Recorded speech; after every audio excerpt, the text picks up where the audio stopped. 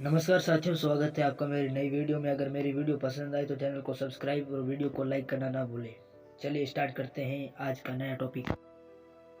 जम्मू और कश्मीर को अनुच्छेद 370 के अंतर्गत विशेष दर्जा दिया गया था, परंतु इसके बावजूद भी जम्मू और कश्मीर को हिंसा, सीमा पार का आतंकवाद और राजनीतिक अस्थिरता झेलनी पड़ी और इसके आंतरिक तथा बाहरी प्रभाव भी सामने आए। इसके परिणाम स्वरूप कई लोग भी मारे गए, जिनमें निर्दोष नागरिक, सुरक्षाकर्मी और उग्रवादी शामिल थे।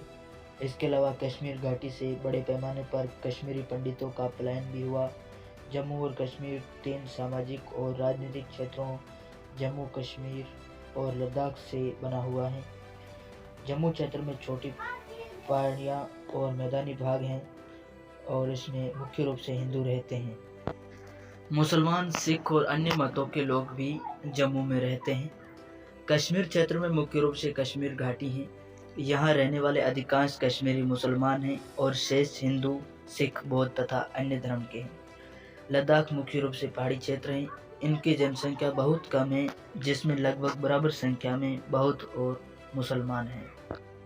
1947 से पहले जम्मू और कश्मीर एक राजसी रियासत थी। इसके शासक महाराजा हरि सिंह भारत या पाकिस्तान में शामिल होना नहीं चाहते थे, बल्कि अपनी रियासत के लिए स्वतंत्र दर्जा चाहते थे। पाकिस्तानी नेताओं ने सोचा कि कश्मीर क्षेत्र पाकिस्तान का हिस्सा है, क्योंकि रियासत की अधिकांश आबादी मुस्लिम थी। परंतु रियासत के लोगों ने इसे इस तरह नहीं देखा।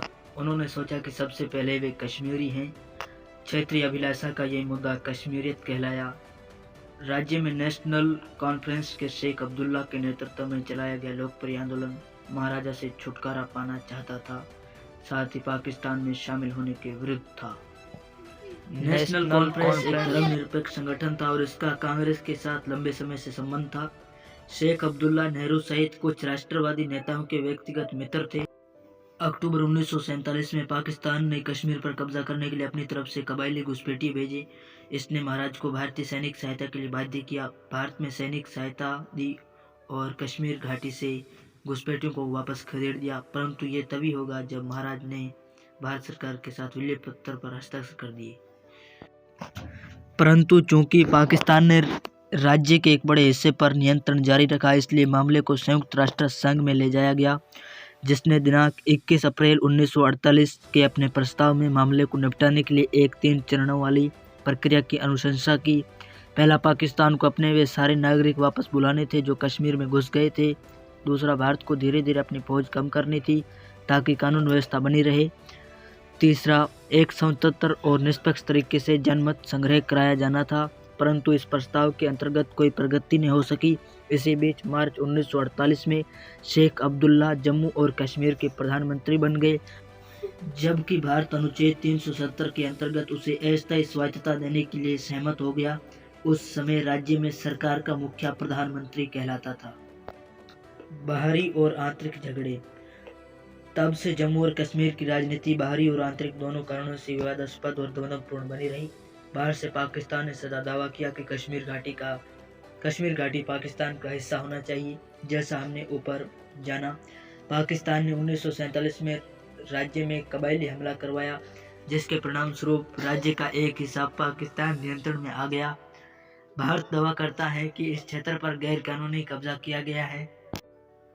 पाकिस्तान इस क्षेत्र को आज़ाद कश्मीर कहता है। 1947 से कश्मीर का मामला भारत और पाकिस्तान के बीच द्वंद्व का प्रमुख मुद्दा बना रहा। आंतरिक रूप से भारतीय संघ में कश्मीर के दर्जे के बारे में विवाद है। आपने गत वर्ष भारत का संविधान, सिद्धांत और व्यवहार में अनुच्छेदों 370 और 371 के अंतर्गत विशेष प्रावधानों के बारे में पढ़ा है। इस विशेष दर्जे ने 2 विपरीत प्रतिक्रियाओं को जन्म दिया। जम्मू और कश्मीर के बाहर लोगों का एक वर्ग है जो विश्वास करता था कि अनुच्छेद 370 द्वारा प्रदत्त राज्य का विशेष दर्जा राज्य को भारत से पूर्ण रूप से एकीकृत नहीं होने देता है। इस वर्ग को लगा कि अनुच्छेद 370 को रद्द कर देना चाहिए और जम्मू कश्मीर को भारत के किसी भी अन्य राज्य की तरह माना जाना चाहिए। दूसरे वर्ग अधिकांश कश्मीरियों का मानना है कि अनुच्छेद 370 द्वारा प्रदत्त स्वायत्तता पर्याप्त नहीं है। उनकी कम से कम 3 मुख्य शिकायतें थी। पहली, यह कि कबायली हमले से उत्पन्न परिस्थिति के सामान्य होने पर विलय मामला राज्य के लोगों को विचार करने के लिए देने का वादा अभी तक पूरा नहीं हुआ है। इससे जनमत संग्रह की मांग उठी। दूसरे, यह अनुभव किया जा रहा था कि अनुच्छेद 370 द्वारा दिया गया विशेष संघीय दर्जा व्यावहारिक रूप से कम कर दिया गया है। इससे स्वायत्तता को बहाल करने या अधिक राज्य स्वायत्तता की मांग उठी।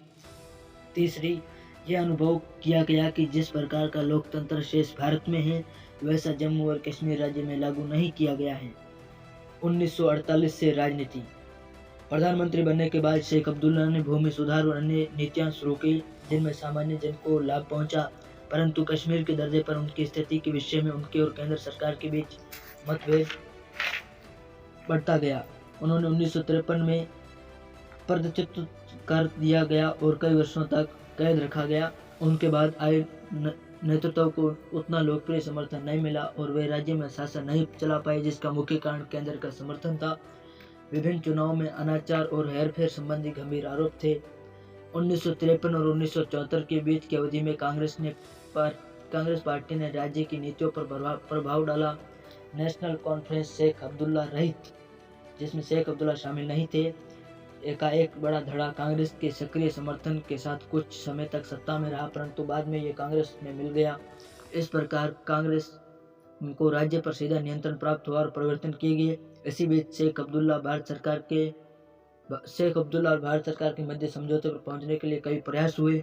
1965 में जम्मू और कश्मीर के संविधान के प्रावधान में एक परिवर्तन किया गया, जिसके अंतर्गत राज्य के प्रधानमंत्री का पद नाम बदलकर मुख्यमंत्री कर दिया गया। इसके अनुसार भारतीय राष्ट्रीय कांग्रेस के गुलाम मोहम्मद साजिद राज्य के पहले मुख्यमंत्री बने। 1974 में इंदिरा गांधी का शेख अब्दुल्ला के साथ एक समझौता हुआ और वे राज्य के मुख्यमंत्री बन गए। उन्होंने नेशनल कॉन्फ्रेंस को पुनर्जीवित किया, जिसने 1977 के विधानसभा चुनाव में बहुमत से जीत हासिल की थी। शेख अब्दुल्ला का 1982 में निधन हो गया और नेशनल कॉन्फ्रेंस का नेतृत्व उनके पुत्र फारूक अब्दुल्ला के पास चला गया, जो मुख्यमंत्री बने, परंतु जल्द ही उन्हें राज्यपाल द्वारा पदच्युत बर्खास्त कर दिया गया और नेशनल कॉन्फ्रेंस से अलग हुआ एक गुट एक अल्प अवधि के लिए सत्ता में आया। केंद्र सरकार के हस्तक्षेप से फारूक अब्दुल्ला की सरकार को बर्खास्त करने पर कश्मीर में नाराजगी की भावना पैदा हुई। इंदिरा गांधी और शेख अब्दुल्ला में हुए समझौते के बाद कश्मीरियों में लोकतांत्रिक प्रक्रियाओं के प्रति जो विश्वास उत्पन्न हुआ था उसे धक्का लगा। ये भावना की केंद्र राज्य की राजनीति हस्तक्षेप कर रहा है पुष्ट हुई जब 1986 में नेशनल कॉन्फ्रेंस केंद्र में शासक दल कांग्रेस के साथ चुनावी गठबंधन करने को राजी हो गई। अब बात करते हैं सशस्त्र विद्रोह और उसके बाद क्या हुआ। यह वो वातावरण था जिसमें 1987 के विधानसभा चुनाव संपन्न हुए।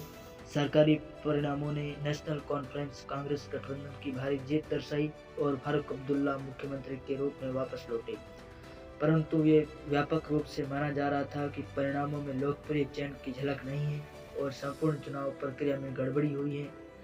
1980 के दशक के प्रारंभ से ही राज्य में अकुशल प्रशासन के विरुद्ध एक व्यापक नाराजगी चल रही थी। ये नाराजगी और अधिक बढ़ गई क्योंकि सामान्य रूप से विद्यमान भावना ये थी कि केंद्र के आदेश पर राज्य द्वारा लोकतांत्रिक प्रक्रियाएं कमजोर की जा रही हैं। इससे कश्मीर में राजनीतिक संकट उत्पन्न हुआ जो उग्रवाद के उठने से गहरा गया। 1989 तक राज्य एक पृथक कश्मीरी राष्ट्र बनाने को लेकर एक उग्रवादी आंदोलन के कब्जे में आ गया। इन विद्रोहियों को पाकिस्तान से नैतिक, आर्थिक और फौजी समर्थन मिला। कई वर्षों तक राज्य राष्ट्रपति शासन और प्रभावी रूप से सशस्त्र सेनाओं के नियंत्रण में रहा। 1990 से पूरा समय जम्मू और कश्मीर ने विद्रोहियों के हाथों और सेना की कार्रवाई से असाधारण हिंसा को झेला। राज्य में 1996 में ही जाकर विधानसभा चुनाव हुए, जिसमें फारूक अब्दुल्ला के नेतृत्व वाली नेशनल कॉन्फ्रेंस जम्मू और कश्मीर के लिए क्षेत्रीय स्वायत्तता की मांग के साथ सत्ता में आई। अवधि के अंत में 2002 में जम्मू और कश्मीर राज्य में चुनाव हुए।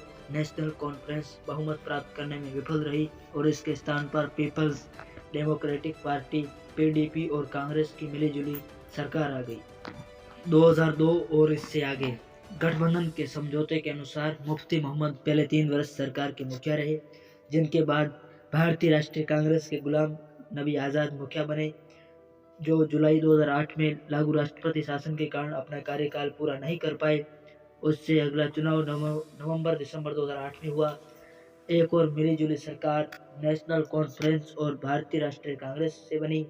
2009 में उमर अब्दुल्ला के नेतृत्व में सत्ता में आई, परंतु राज्य को लगातार हुर्रियत कॉन्फ्रेंस द्वारा पैदा की गई गड़बड़ियों का सामना करना पड़ा। 2014 में राज्य में फिर चुनाव हुए, जिसमें पिछले 25 वर्षों में सबसे अधिक मतदान होना रिकॉर्ड किया गया। परिणाम स्वरूप पीडीपी के मुफ्ती मोहम्मद सईद के नेतृत्व में बीजेपी के साथ एक मिलीजुली सरकार सत्ता में आई। मुफ्ती मोहम्मद सईद के निधन के बाद उनकी बेटी महबूबा मुफ्ती अप्रैल 2016 में राज्य की पहली मुख्यमंत्री बनी। महबूबा मुफ्ती के कार्यकाल में बाहरी और भीतरी तनाव बढ़ाने वाली आतंकवादी घटनाएं हुई। जून 2018 में बीजेपी द्वारा मुफ्ती सरकार को दिया गया समर्थन वापस लेने के बाद राज्य में राष्ट्रपति शासन लागू कर दिया गया। 5 अगस्त 2019 को जम्मू और कश्मीर पुनर्गठन अधिनियम 2019 द्वारा अनुच्छेद 370 समाप्त कर दिया गया और राज्य को पुनर्गठित कर 2 केंद्र शासित प्रदेश जम्मू और कश्मीर तथा लद्दाख बना दिए गए। जम्मू और कश्मीर तथा लद्दाख में बहुलवादी समाज के जीते जागते उदाहरण हैं। वहाँ न केवल सभी प्रकार धार्मिक, सांस्कृतिक, भाषाई, जाति और जनजाति की विविधताएं हैं, बल्कि वहाँ विविध प्रकार की राजनीतिक और विकास की आकांक्षाएं हैं, जिन्हें नवीनतम अधिनियम द्वारा प्राप्त करने की इच्छा की गई है। आज की वीडियो में बस इतना ही। अगली वीडियो में हम जानेंगे पंजाब के बारे में। तब तक के लिए जय हिंद। सब्सक्राइब करना ना भूलें, वीडियो को लाइक भी कर देना भाई, इतनी मेहनत की है 11 मिनट की वीडियो।